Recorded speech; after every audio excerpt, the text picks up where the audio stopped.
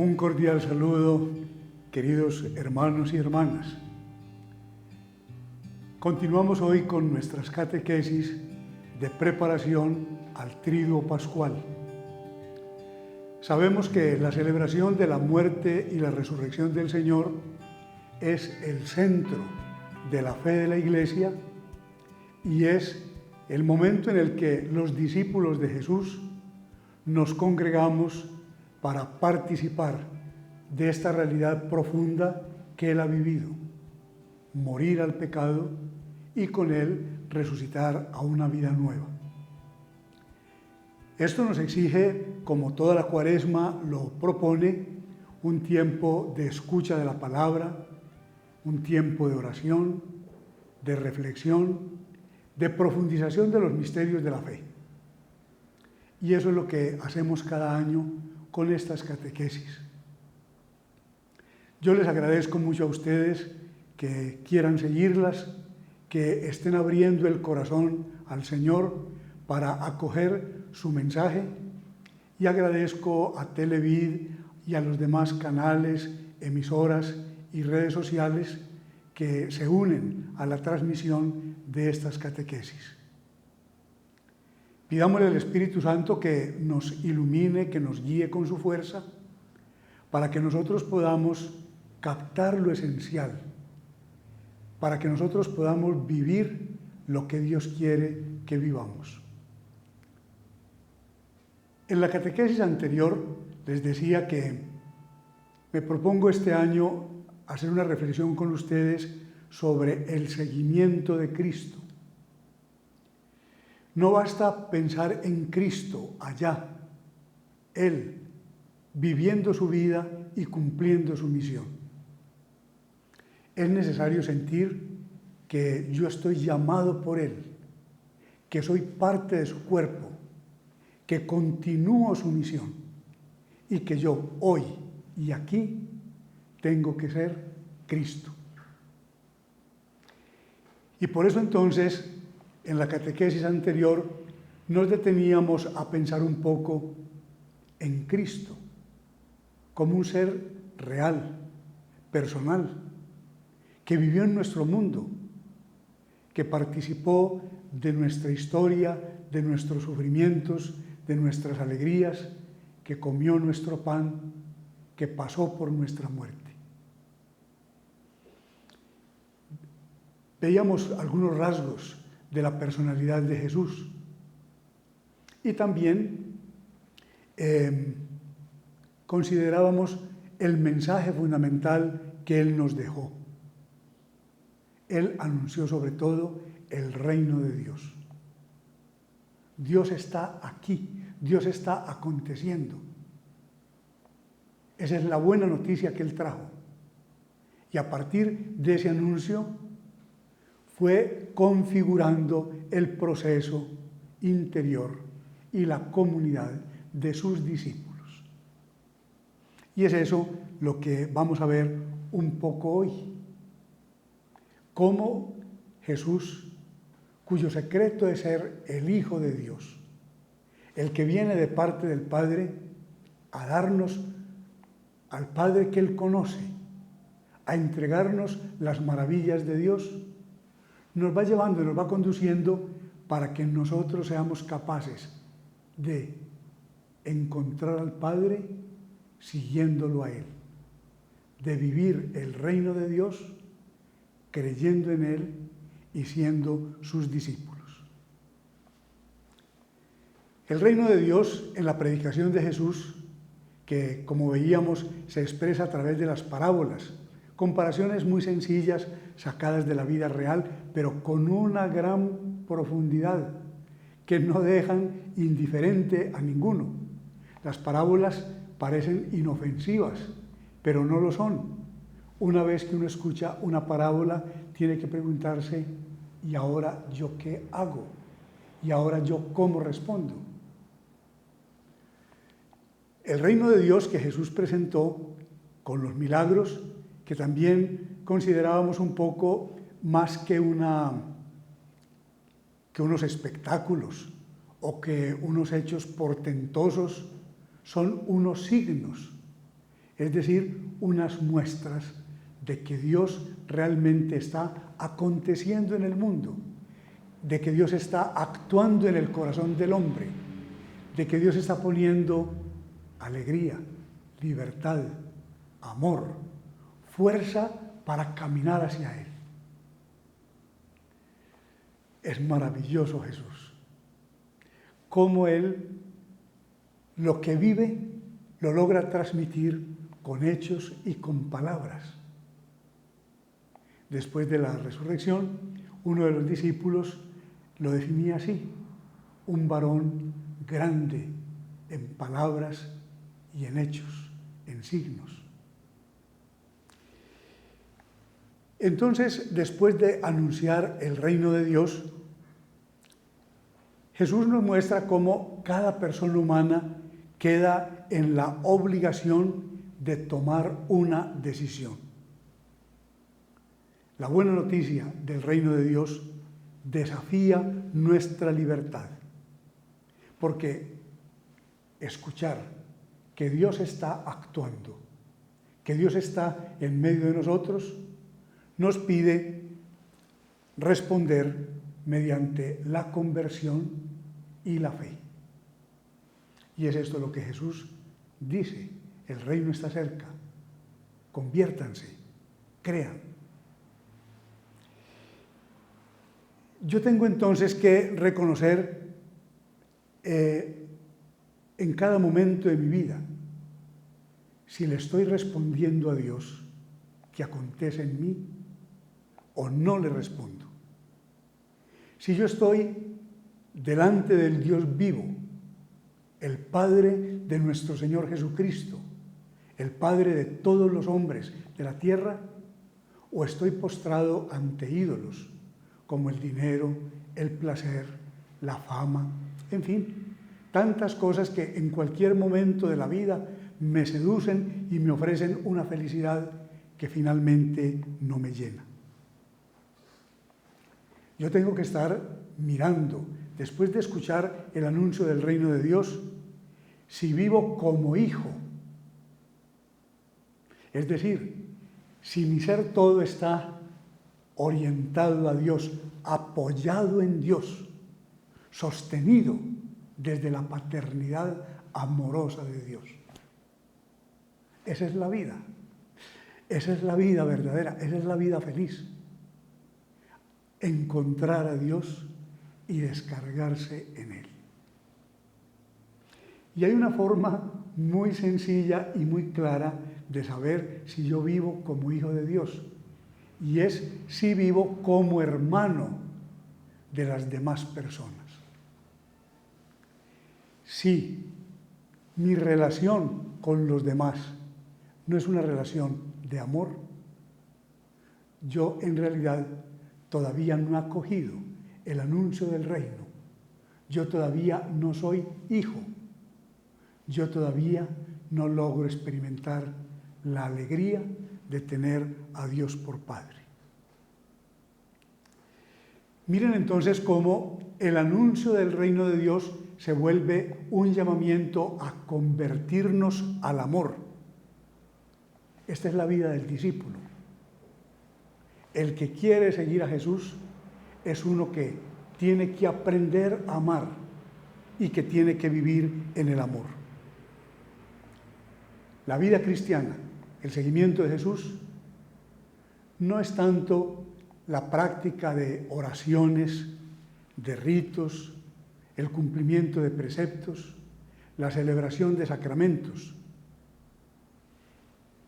Todas estas cosas son bellas y valiosas, pero nos sirven en cuanto nos ayudan a amar, a vivir en el amor.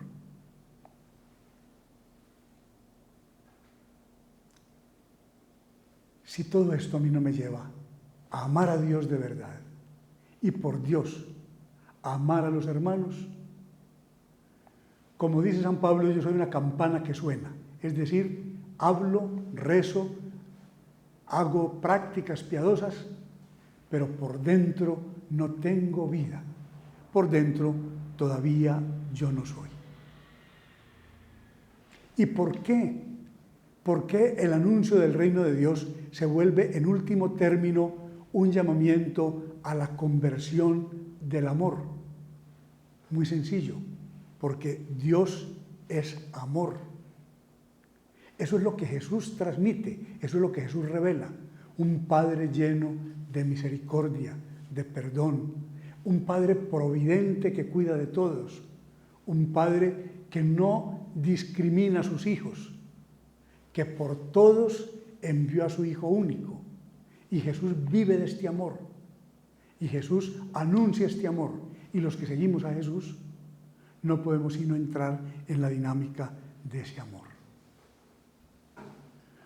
Ese amor es una moneda con dos caras. Amar a Dios con todo el corazón, con todas las fuerzas, y amar al prójimo porque amamos a Dios. Estas dos expresiones, estas dos dimensiones del amor no se pueden separar. En su primera carta, el apóstol San Juan nos dice: quien no ama a su hermano, al que ve, al que tiene al lado, ¿cómo va a amar a Dios a quien no ve?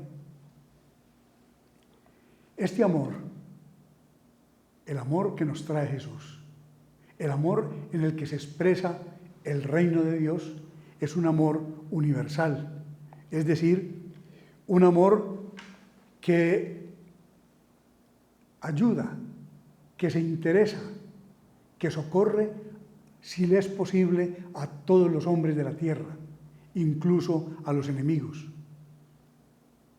Porque prójimo no es el que yo elijo, prójimo es el que Dios pone a mi lado. Hermano no es el que yo busco, hermano es el que Dios pone en mi camino, como en el caso de aquel herido que encontró el buen samaritano. Y fíjense que los primeros que Dios pone junto a mí son los miembros de mi familia, mi padre, mi madre, mis hermanos, mis demás parientes. Cuando empiezo a vivir y por primera vez abro los ojos, estas son las personas que veo. Estas son las personas que Dios llamó a que me recibieran en la vida y me cuidaran. ¿Cuánto debemos a los miembros de nuestra familia? Y por eso, qué injustos y qué tontos somos cuando nos disgustamos por alguna cosa que nos fastidia de un hermano, del papá, de la mamá. Qué tontería generar discusiones y generar distancias y generar disgustos en el hogar, cuando es allí donde nosotros debemos vivir especialmente la presencia, la actuación de Dios, amor en nosotros. Y luego, los hermanos que Dios pone en nosotros son los hermanos en la fe, los miembros de la comunidad cristiana, los miembros de la parroquia, los miembros de la iglesia, los miembros de mi pequeña comunidad, de mi grupo apostólico, las personas con las que yo oro, con las que yo celebro la Eucaristía, con las que yo hago algún apostolado. Por eso, el mandato nuevo y el distintivo de los cristianos es amarnos los unos a los otros, amar a todos los hombres, empezando por aquellos que el Señor ha puesto a nuestro lado. ¿Y dónde está la novedad de este amor? La novedad de este mandamiento y de este amor está en lo que Jesús nos ha dicho: ámense como yo los he amado. Fíjense que nosotros con frecuencia llamamos amor cualquier sentimiento, pero no es con cualquier sentimiento que nos debemos amar. Nos debemos amar con el amor de Cristo, que es un amor desinteresado, hasta el punto de dar la vida. Jesús ha dicho: nadie tiene un amor más grande que el que da la vida por los demás. Es el amor que Él ha tenido por nosotros. Él ha tenido por nosotros el amor hasta el extremo de darse. Y es ahí donde nosotros tenemos que situarnos en ese amor. Por eso los discípulos de Jesús estamos siempre en un proceso de conversión al amor. El amor no nace adentro, el amor no lo inventamos nosotros. A veces creemos que lo sentimos en lo íntimo del corazón. Ese puede ser algún sentimiento o alguna pasión. El verdadero amor viene de Dios. Como el Padre me ha amado, así los he amado yo. Ámense como yo los he amado. Cristo nos trajo el amor. Y ese amor lo infunde en nosotros el Espíritu Santo. El amor de Dios, dice San Pablo, ha sido derramado en nuestros corazones por el Espíritu Santo que se nos ha dado. Qué importante, mis hermanos y hermanas, ponernos a veces en oración y pedirle al Espíritu Santo que venga a nosotros y que derrame en nosotros el amor, que nos quite la indiferencia, la frialdad, peor todavía, el resentimiento con algunas personas. No lo quiera Dios, el odio o la venganza con otros. Que ponga en nosotros el amor. Porque cuando en nosotros entra el amor de Cristo, en nosotros está Dios. En nosotros reina Dios. Bueno, este es el mensaje de Jesús. Si nosotros queremos ser discípulos, ahí tenemos que entrar. Y Jesús nos muestra cómo el reino de Dios es una conversión al amor, haciendo Él que los destinatarios privilegiados de su mensaje y de su proyecto sean los pobres. Y esto lo dice Jesús desde cuando empieza su predicación. Lo tenía muy claro. En la sinagoga de Nazaret, él toma un texto del profeta Isaías y se lo aplica. Y entre lo que el profeta Isaías decía y Jesús se aplica a sí mismo, está esto.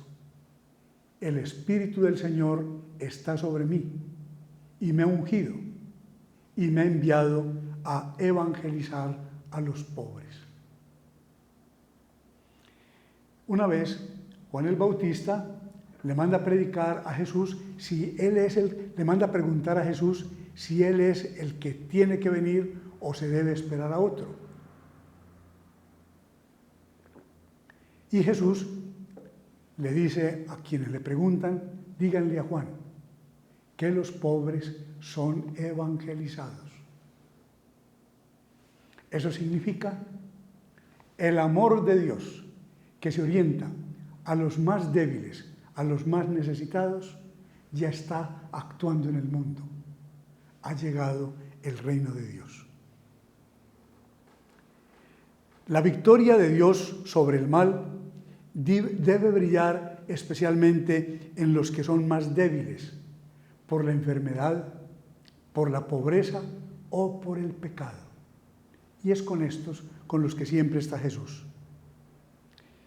Jesús está llamando a aquellos que son más excluidos o que están en mayor necesidad para que experimenten la fiesta de Dios. Por eso cuida particularmente de las personas que en su tiempo son como más excluidas o aparecen como más débiles. Los pobres, los enfermos, las mujeres, los niños y los pecadores. Ahí están los preferidos de Jesús. Los pobres, los enfermos, las mujeres, los niños y los pecadores. Acercándose a ellos, Jesús muestra el amor de Dios y muestra que el reino ha llegado. Por ejemplo, acoge a los pobres y a los marginados, a los humildes del pueblo, a los jornaleros, a los siervos. Nos dice el Evangelio que cuando veía a la multitud se conmovía por dentro, porque le parecían como ovejas sin pastor. Y alaba al Padre porque revela estas cosas a los sencillos y se las esconde a los grandes del mundo. Fíjense cómo Jesús se acerca a los discriminados, aún ganándose cierto fastidio y cierta aversión de los fariseos y de los jefes de Israel. Él se acerca a los que no tienen buena reputación, como los publicanos, las prostitutas, los extranjeros, los leprosos, los mendigos. Es admirable Jesús. Otro que hubiera venido a conseguir popularidad, a hacerse célebre y famoso, le hubiera dado gusto a los grandes del mundo. Jesús se acerca a los pobres. Él sabe quién es y a qué ha venido. Él es la revelación de Dios, que es amor. Y por eso dice que ha venido a salvar lo que estaba perdido. Más aún, dice que la salvación es para los que acojan a los hambrientos, a los desnudos, a los encarcelados, a los que no tienen nada. Recuerden esa página del juicio final, que será un análisis de cómo hemos vivido el amor. De otra parte, Jesús atiende a los enfermos. Es una de las actividades más notables en la vida de Jesús. Le traían personas, dice el Evangelio, con todo tipo de dolencias, y Él los curaba. Sordos, ciegos, paralíticos, endemoniados, epilépticos, cojos. Así, Él se presenta como el restaurador de la persona humana, el que le devuelve a la persona humana su dignidad, su grandeza, todas sus posibilidades. Jesús también honra a las mujeres que con mucha frecuencia eran discriminadas en el campo social y religioso.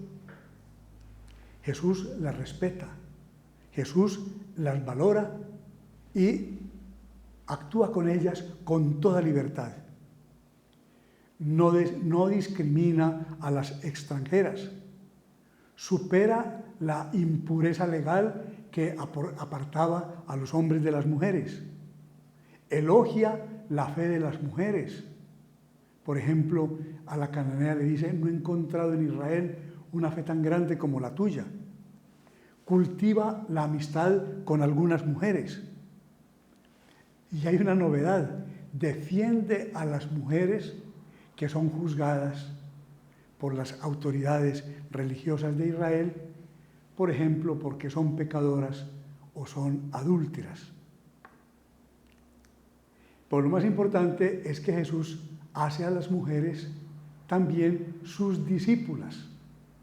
San Lucas nos cuenta que desde el comienzo de la predicación hay un grupo de mujeres, Susana, Juana y otras, que caminan con Jesús y le ayudan. Pero después hace discípulas suyas a Marta, a la samaritana, a la Magdalena. Tiene unas mujeres que lo acompañan en la pasión mientras los hombres huyen.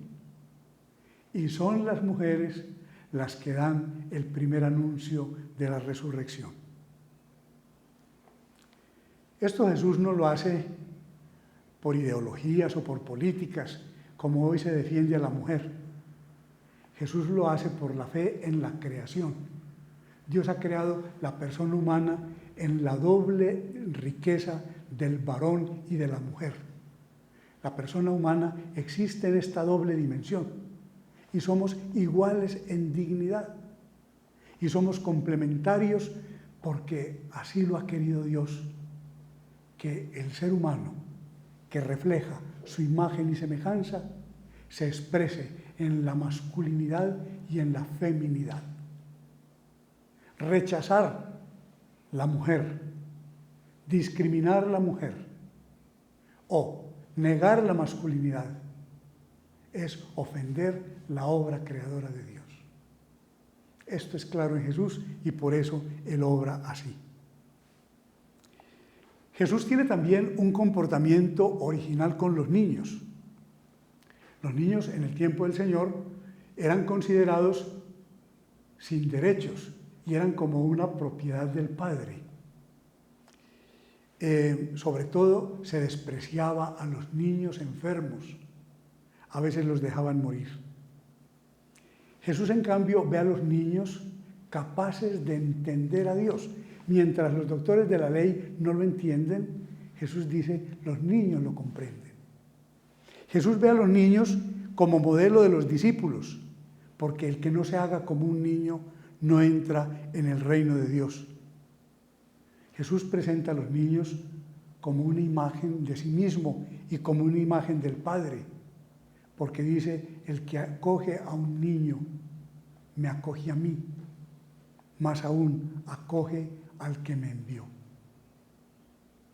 Todavía más, Jesús defiende a los niños de que los ultrajen o del escándalo, y así no duden en decir, el que escandalice un niño le valdría más que le amarraran una piedra de molino al cuello y lo tiraran al fondo del mar. Uno se pregunta, ¿por qué esta originalidad de Jesús en el trato con los niños?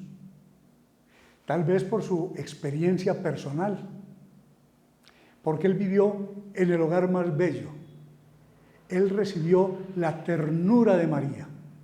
Él sintió todos los días el amor de San José.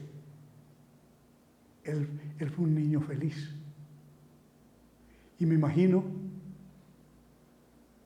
que él desea que todos los niños vivan la infancia que él tuvo.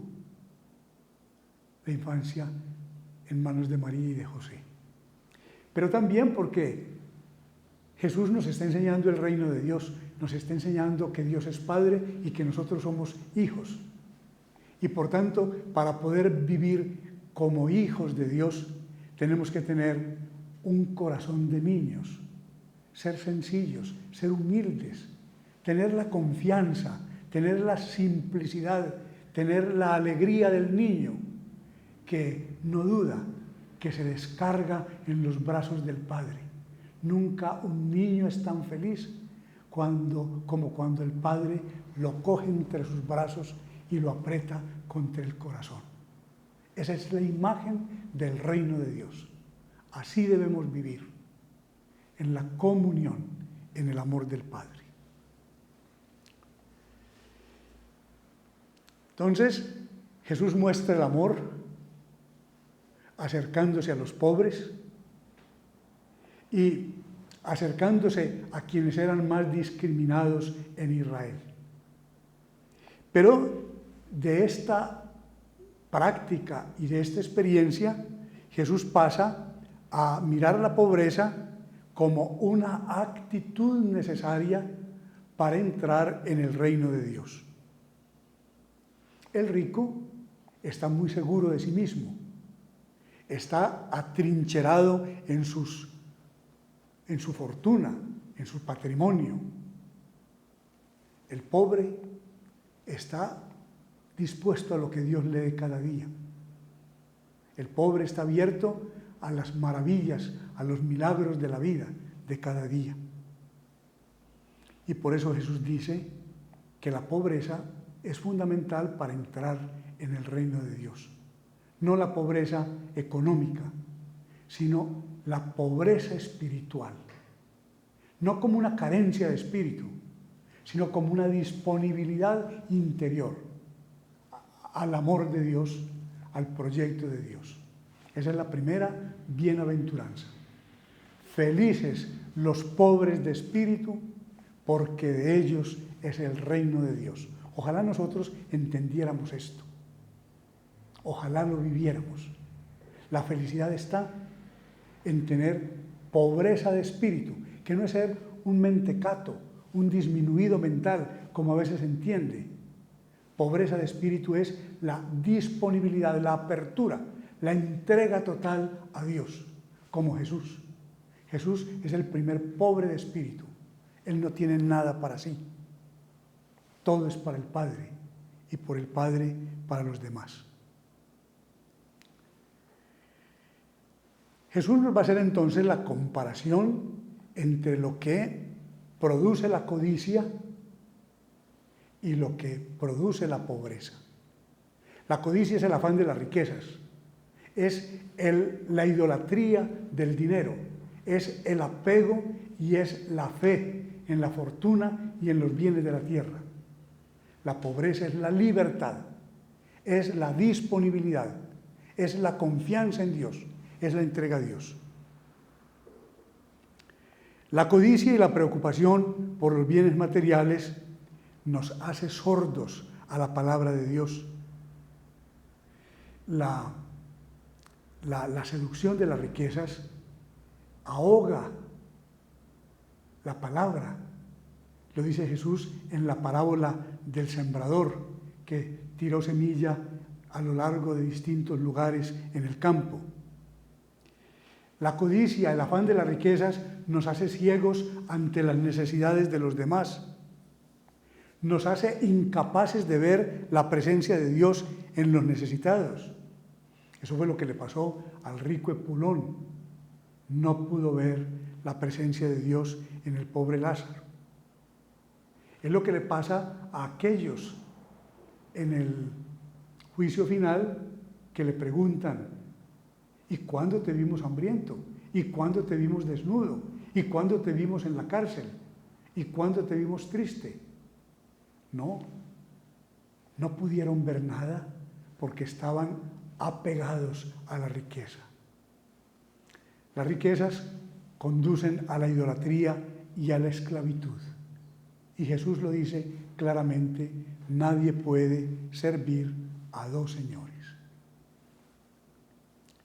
En cambio, Jesús muestra cómo la pobreza nos hace confiar en la providencia de Dios. No se inquieten sobre qué van a comer, sobre cómo se van a vestir. El Padre sabe de qué tienen necesidad.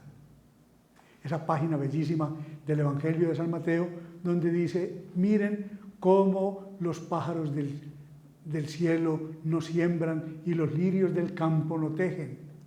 Y sin embargo, el Padre los viste y los alimenta. Ustedes valen mucho más.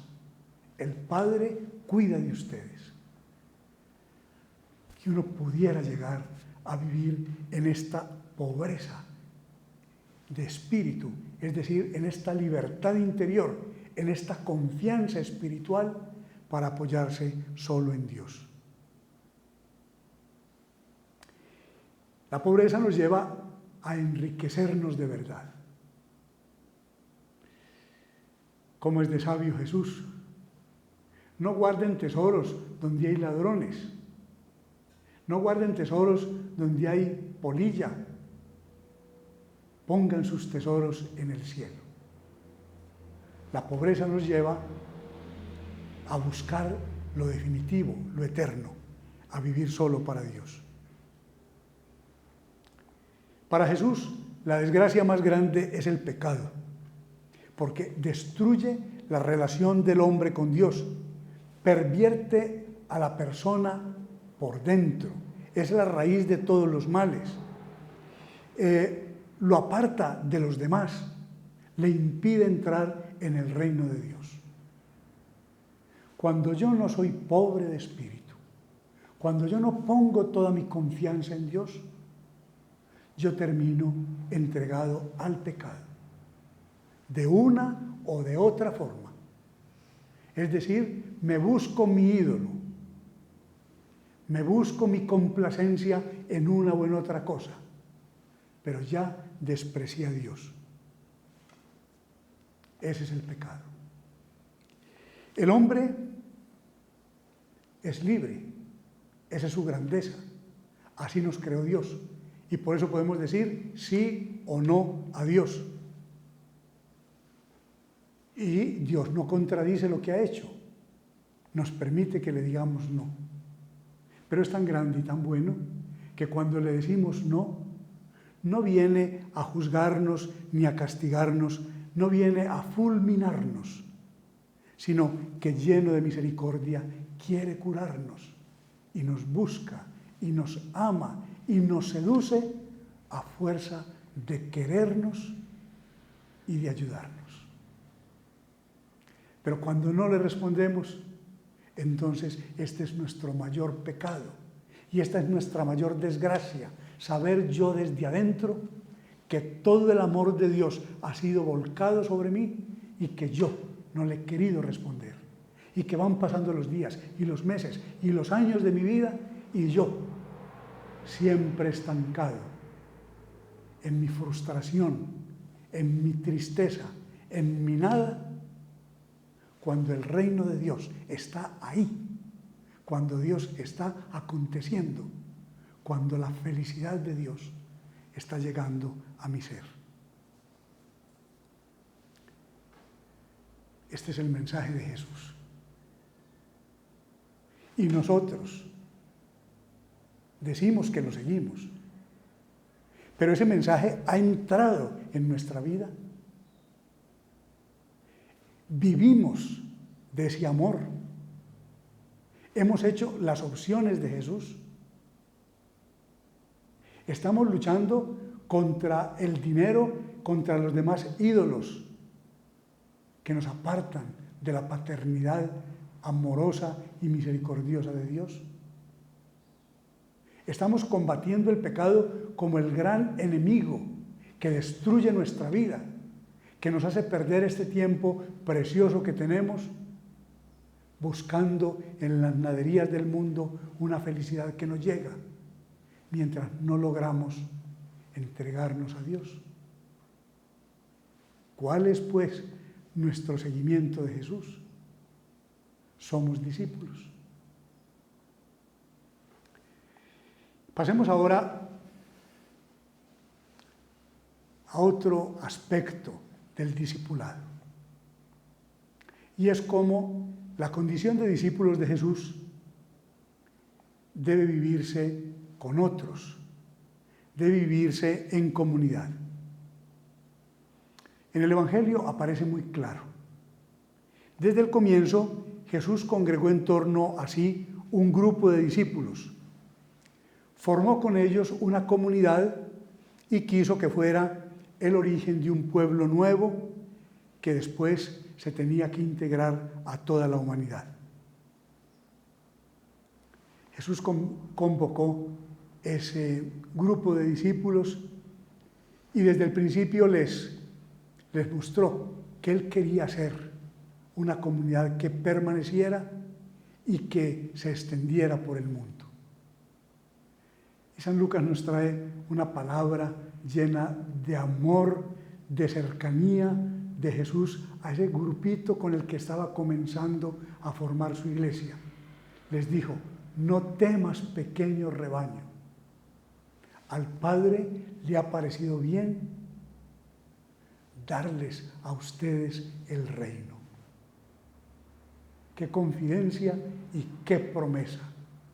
Si los discípulos de Jesús sintiéramos eso. Al Padre le pareció bien darnos a nosotros el reino, es decir, darse Él mismo, ser nuestro Padre, actuar y trascender en nosotros.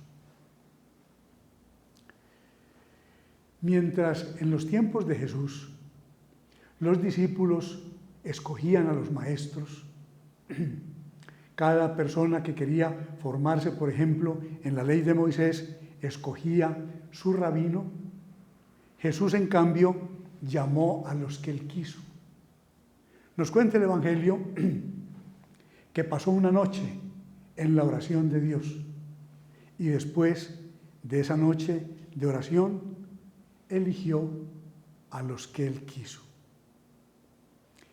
Y miren que al final de su vida, en la última cena, les recuerda: no fueron ustedes los que me eligieron a mí, fui yo quien los elegí.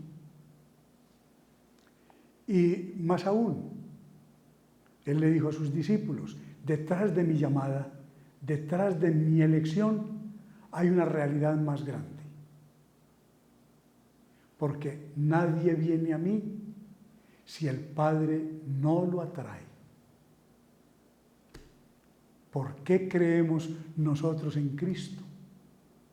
¿Por qué hemos hecho lo poco o mucho que hemos podido hacer por seguir a Cristo? Porque Él nos eligió. Porque el Padre nos sigue atrayendo para que lleguemos a Jesús. ¿Y a qué nos llama Jesús? ¿Para qué nos eligió? El Evangelio dice una sola palabra. Los llamó para que lo siguieran. Es decir, para que recorrieran su mismo camino. Y por eso el seguimiento de Jesús exige una gran confianza en Él. No se sigue una doctrina, no se queda al servicio de una obra, se va detrás de una persona. Él llama para continuar, para que acompañados por Él, su misma vida se prolongue, su misma vida, su misma obra se continúe, su misma misión se siga realizando. Él nos llama para continuarlo a Él. Y por eso el llamamiento de Jesús le da un nuevo sentido, le da un cambio radical a los que Él elige. Y los que Él elige, lo vemos en el Evangelio, quedan a disposición de Él, van formando un grupo de hombres y mujeres de distintas profesiones, de diversas clases sociales, aún con diversas posiciones políticas. Él escoge de diversos lugares y de diversas condiciones, pero a los que escoge los llama a estar con Él. Y por eso forman en torno a Él un grupo. Y les va enseñando a vivir los valores del reino. No es fácil esa educación. A veces no entienden nada. A veces hasta le reclaman cosas, quieren ellos seguir por otro camino. Recuerden cuando los hijos del Zebedeo le piden que les dé los primeros puestos. Pedro un día hasta se le revela. No vamos a seguir para Jerusalén. Nos vamos de nuevo a Galilea, que allí la gente nos quiere. Y Jesús lo tiene que llamar Satanás. Y finalmente, algunos lo dejan. Oyen el llamado, experimentan la alegría de seguirlo unos días, pero luego no son capaces de continuar y se devuelven. Jesús sentía un gran amor por sus discípulos, los consideraba su familia, sus amigos, los llamaba míos, los que el Padre me dio. Le explicaba a los discípulos que formaban una sola cosa con Él, como las ramas con la vid, que tienen la misma savia, que tienen la misma vida. Se identificó con ellos. Un día les dijo, quien los recibe a ustedes, me recibe a mí. Jesús se entregó a ellos, los educaba, los corregía con paciencia. En la última cena, como si fuera su esclavo, se arrodilló ante ellos y les lavó los pies. Y en la oración final le pidió al Padre que los glorificara con la misma gloria que Él iba a tener para que estuvieran allí donde Él iba a estar. ¿Y cuáles son las condiciones que Jesús pide a sus discípulos?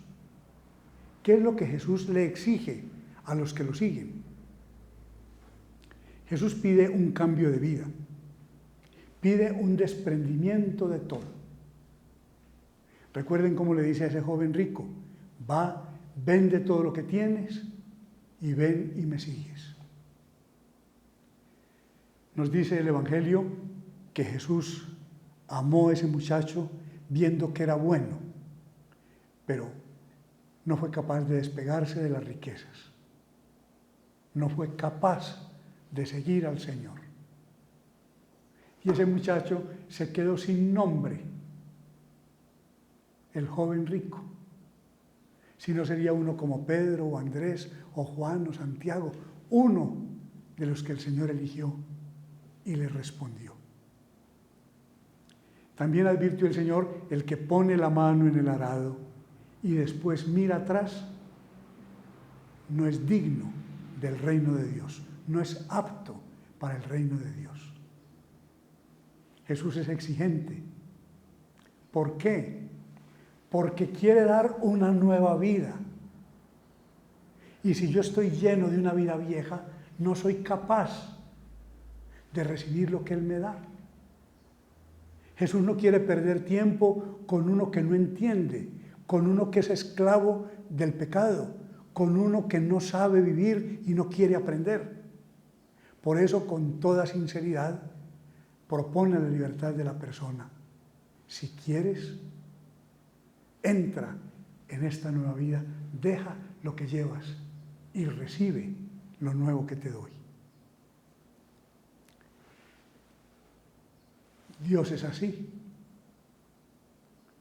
Para hacernos nuevos, para hacernos grandes, para hacernos verdaderamente hijos, nos quiere totalmente entregados a Él en la fe.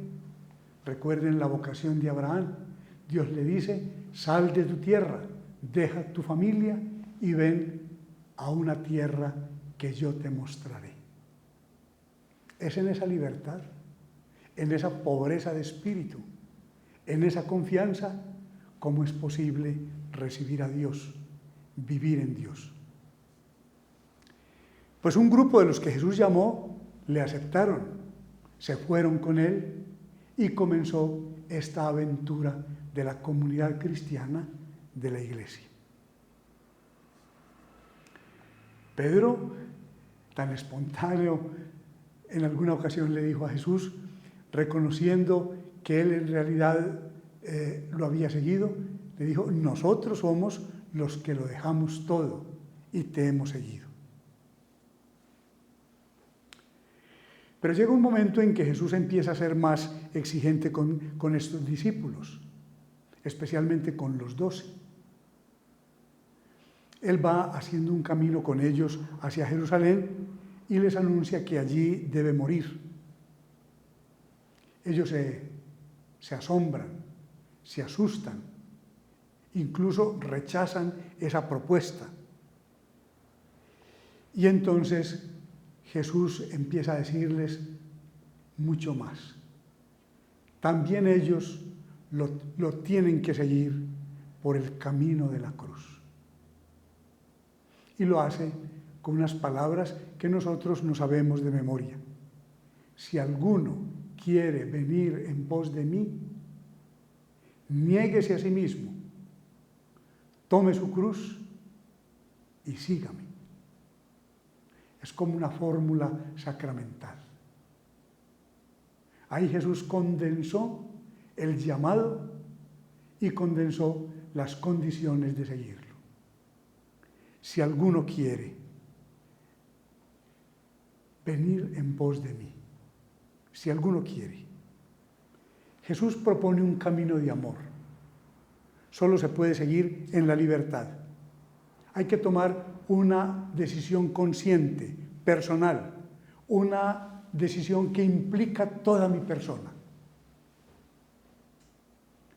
Jesús no quiere gente ciega o gente tonta o gente distraída o gente embolatada que no sabe quién es ni dónde está. Jesús quiere personas lúcidas y libres que quieren seguirlo. Y después pide: niéguese a sí mismo. Esas palabras que parecen tan duras, porque es negar el propio yo, tienen una explicación, por lo que va a decir después. Porque el que quiera ganar su vida, la pierde.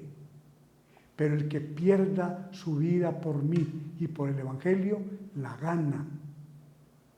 La única manera de ganar la vida verdadera, la vida feliz, la vida libre, la vida eterna, es perder esta vida llena de pasiones, llena de tristezas en la que a veces caminamos. No hay sino dos formas de amar. Un amor posesivo que todo lo lleva al propio yo y un amor de entrega que todo lo da por Dios y por los demás. Al que está encerrado en sí mismo, Jesús no le puede dar el reino de Dios. Tiene cerradas las puertas y las ventanas. Allí no entra la luz, allí no entra la fuerza, allí no entra el amor de Dios. Por eso esta exigencia de negarse a sí mismo, es decir, de responder al amor. Y luego dice que tome su cruz. En toda vida humana aparece el sufrimiento y aparecen las pruebas. Querámoslo o no, todo ser humano, en algún momento de su vida o en varios momentos de su vida, tiene tantas situaciones de sufrimiento y de dolor. Y si nosotros no aprendemos a vivir el sufrimiento y el dolor, nosotros llevamos por la existencia un corazón amargado y pasamos abatidos. Y nuestras relaciones con los demás son duras, son pesadas. En cambio, cuando sabemos aceptar el dolor, integrarlo en nuestro proyecto de vida, nos humanizamos, ampliamos nuestra capacidad de amar.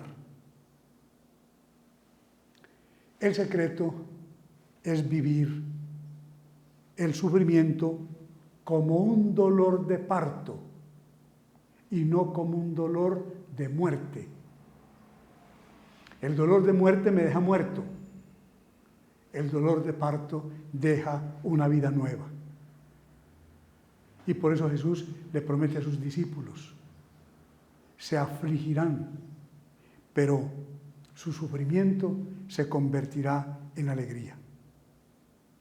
Y cuando se aprende a llevar el propio sufrimiento integrado al proyecto de Jesús, se aprende también a compartir las cruces, los sufrimientos, los dolores de los demás. Y nos vamos volviendo, como lo vamos a ver, capaces con Jesús de redimir el mundo, de aportar algo a la salvación del mundo. Miren entonces cómo el seguimiento de Cristo es algo grande, noble, sublime. Es simplemente asumir nuestra vida y darle lo mejor, porque lo mejor nos ha sido dado por Dios en Cristo. Lo mejor es Dios mismo, a quien Cristo nos da. Yo los invito a que volvamos a oración estas reflexiones y a que permitamos que en nuestro corazón entre el Evangelio, entre la buena noticia. Permitamos que nuestra vida se ilumine con la presencia de Jesús, Maestro y Señor, que nos seduce, que nos llama, que nos hace sus discípulos, que nos pone a caminar con Él. Que el Señor los acompañe a ustedes en este proceso de seguimiento, de discipulado, y que los bendiga siempre. En el nombre del Padre, y del Hijo, y del Espíritu Santo. Amén.